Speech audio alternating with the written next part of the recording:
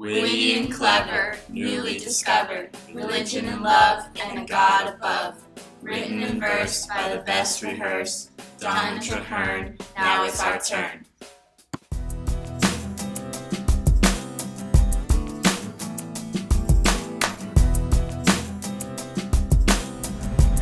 Andrew Marvell, born in 1621.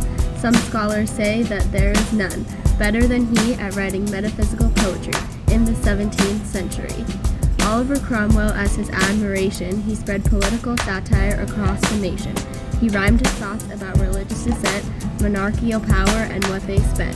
In an Horatian code he inscribes, so restless Cromwell could not cease in the inglorious arts of peace.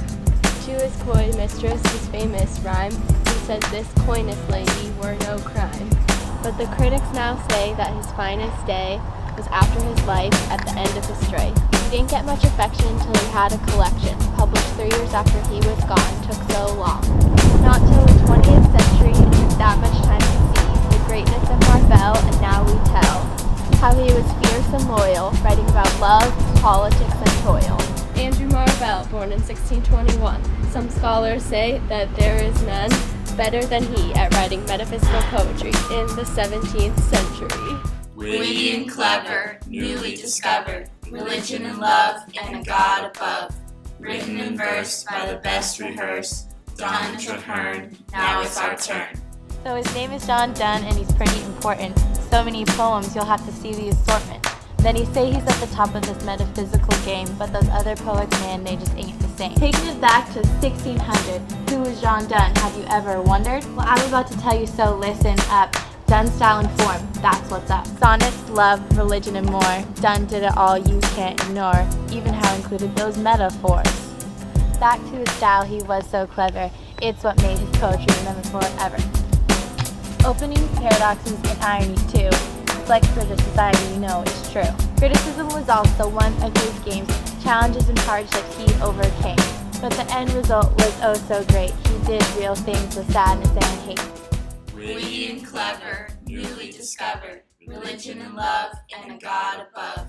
Written and versed by the best rehearsed, done and Traherne, now it's our turn.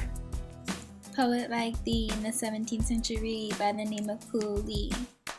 Just a fetus, screaming, Daddy don't leave us, no more dad, Mama's all he had.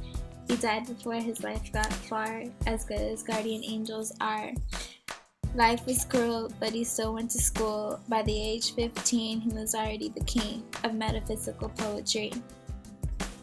Epic romance, his own invention, a 6-line stanza, along with the pastoral drama and a Latin comedy under his belt, gave him reason for ways he felt.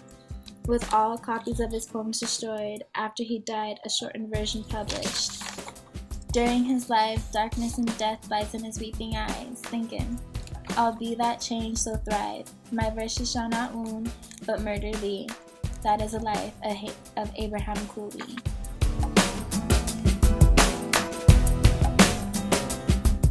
Witty and clever, newly discovered, religion and love, and a God above. Written and versed by the best rehearsed, done and Traherne, now it's our turn. Redemption, the tender affliction, set upon the altar.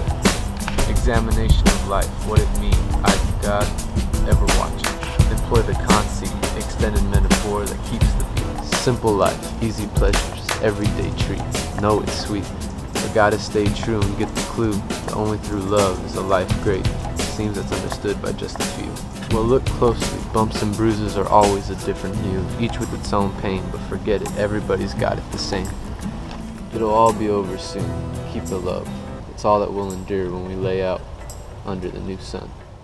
Witty and clever, newly discovered, religion and love, and a God above. Written and versed by the best rehearsed, done and Traherne, now it's our turn.